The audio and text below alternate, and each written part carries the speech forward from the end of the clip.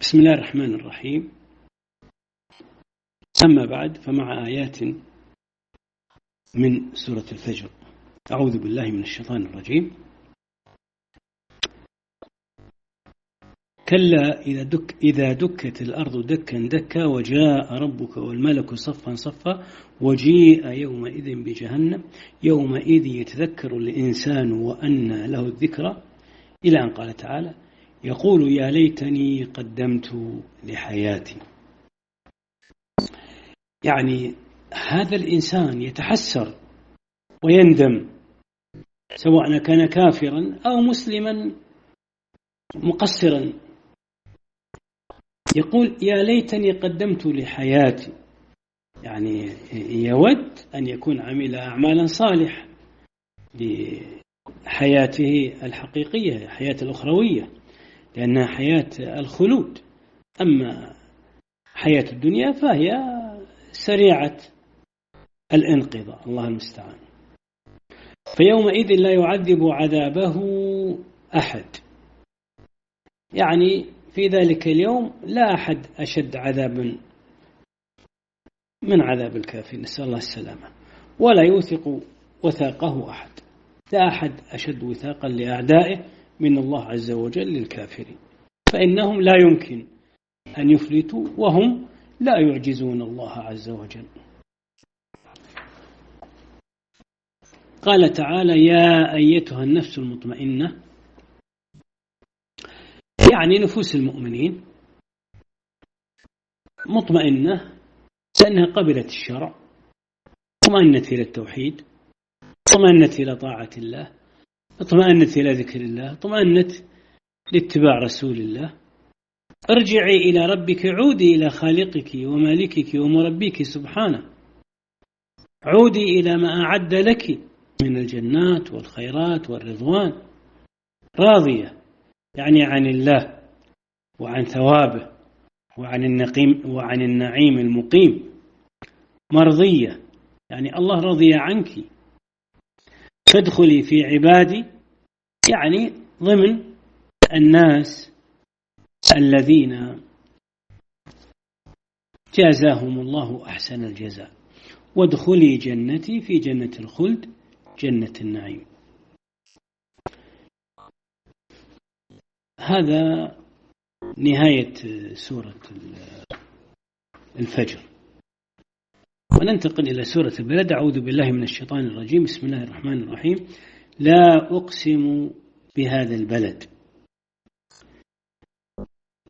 هنا لا نافية، يعني لن أقسم، لأن الأمر أوضح من أن يحتاج إلى قسم، فلا داعي للقسم. لكن هذا القول يعني فيه ضعف. القول القوي أن لا بهذا الشكل تأتي للتنبيه، تأتي للتنبيه. وأقسم يعني قسم، يعني انتبه أيها المخاطب، يقول الله أقسم بهذا البلد، والقسم الحلف، وبهذا البلد يعني مكة قد شرفها الله عز وجل. وأنت حل يعني ساكن، يعني حال في مكة. ففي ذلك توضيح لشرف مكة وشرف النبي صلى الله عليه وسلم. قال تعالى: ووالد وما ولد. قيل الوالد هو أبونا آدم، وما ولد الذرية. لقد خلقنا الإنسان في كبد، هذا جواب القسم، واللام مؤكدة وقد مؤكدة أيضا. وفي كبد يعني في تقويم حسن، في تقويم حسن، فالواجب أن يشكر الله عز وجل. وقيل في كبد يعني في مشقة ومعاناة، فالإنسان في هذه الحياة في تعب منذ ولادته إلى أن يموت، فهو في معاناة وتعب، وفي الوقت نفسه هو في امتحان سيسعد في أخراه إن سلك طريق الخير. وقول الله أيحسب أن لن يقدر عليه أحد هنا إنكار، استفهام إنكاري، يعني هل يعتقد هذا الإنسان أنه لن يغلبه أحد؟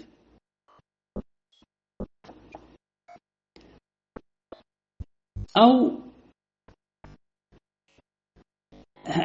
هل يعتقد هذا الإنسان أنه لن يبعث، أن أحد لن يقدر على بعثه؟ أحد الأمرين.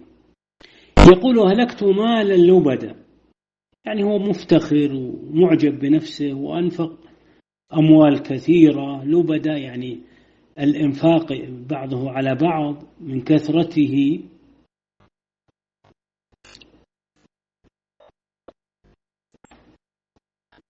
أيحسب أن لم يره أحد، يعني هل يتصور هذا المنفق المهلك للمال أن الله سبحانه وتعالى لا يراه؟ بل هو في قبضة الله سبحانه وتعالى لن يهمله، وقد أوكل الله الملائكة الحافظين ليسجلوا ما يقوم به الإنسان، كل إنسان. ثم قال تعالى ألم نجعل له عينين، هنا تقرير، استفهام تقرير، وقد خلق الله له عينين يبصر بهما، وخلق الله له عينين جميلتين، ولسانا ينطق به، وشفتين حول الفم، وهاتان الشفتان جميلتان تحسن الكلام وتستر الأسنان وتجمل المنطق، وجعلها الله حماية للفم من الحشرات، منافع كثيرة. فكان الواجب أن يشكر الإنسان ربه على هذه النعم الغزيرة الدينية والدنيوية. لذلك قال تعالى وهديناه النجدين، يعني وضحنا له طريق الخير وطريق الشر، فهو الذي يختار، أعطاه الله عقل وهو الذي يختار إن شاء طريق الخير وإن شاء طريق الشر، لكن الله يأمره باختيار طريق الخير.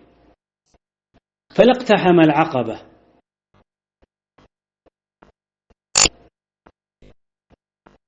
هنا معنى اقتحم يعني العقبة هي الأمر الصعب، هي الأمر الصعب، والاقتحام يعني اتيان الشيء بقوة وجد ونشاط. يفترض يعني أن الإنسان يؤمن، يعني كأن الله يحضه على ذلك، يعني هلا يعني اقتحم العقبة الطريق الشاق وقد هداه الله النجدين، يعني يفترض أنه سلك طريق الخير. والعقبة هي يعني الشيء الصعب، ولذلك الطريق في الجبل يسمى عقبة، لأن سلوكه يحتاج إلى جهد. وما أدراك ما العقبة، هنا الاستفهام للتشويق وللتفخيم. قال تعالى العقبة هذه فك رقبة، يعني العتق، وقد عبر الله عن عتق الإنسان الرقيق بالرقبة من استخدام الخاص وإرادة العام، أو الجزء وإرادة الكل، يعني ذكر الله الرقبة هو المقصود الإنسان بالكامل المقصود تحريره من الرق.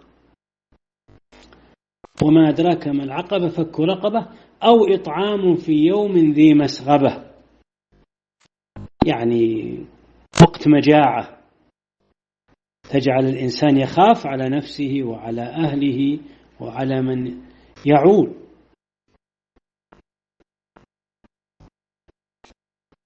ليس المقصود يوم واحد، لكن المقصود الوقت أو الزمان. يتيما ذا مقربة، اليتيم الذي مات أبوه وهو لم يبلغ، وذا مقربة يعني قريب من الإنسان. أو مسكينا ذا متربة يعني فقير ومحتاج، وذا متربة يعني مأخوذ من التراب، والمعنى أن الفقر قد أذله حتى ألزقه بالتراب. والله أعلم.